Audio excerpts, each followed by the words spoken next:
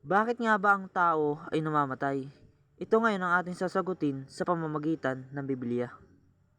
Sinabi sa Genesis chapter 2 verse 17.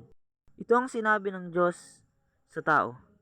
Maliban sa bunga ng punong kahoy na nagbibigay ng kaalaman tungkol sa mabuti at masama, huwag mong kakainin ang bungang iyon, sapagkat sa araw na kainin mo iyon ay mamamatay ka. Kung mapapansin natin sa talata, sinabi ng Diyos, huwag mong kakainin ang bungang iyon, sapagkat sa araw na kainin mo iyon ay mamamatay ka. Ibig sabihin, nakipagtipan ng Diyos sa tao na huwag mong kakainin ang bungang iyon, sapagkat sa araw na kainin mo iyon ay mamamatay ka. Ano nga ba ang pakikipagtipan? Ayon sa Galatia chapter 3 verse 15. Mga kapatid, narito ang isang pangkaraniwang halimbawa.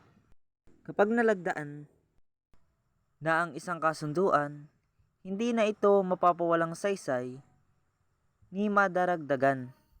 Ibig sabihin ng pakikipagtipan, ito yung kasunduan na hindi mapapawalang saysay ni madaragdagan.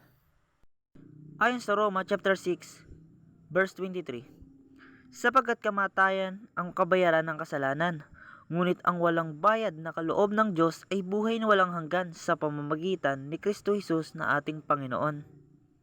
Dito na nga natin maunawaan na ang bunga ng kasalanan ay kamatayan. Sapagkat sinasabi sa Roma chapter 3 verse 10, ayon sa nasusulat, walang matuwid, wala kahit isa.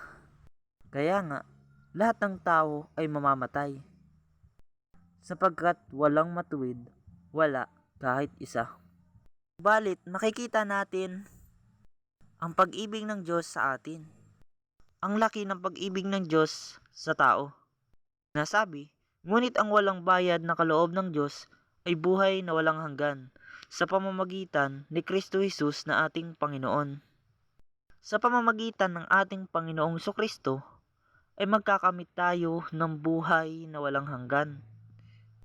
Ito ay kaloob ng Diyos at walang bayad, kung sasampalataya tayo ng buong puso sa ating Panginoong Hesus.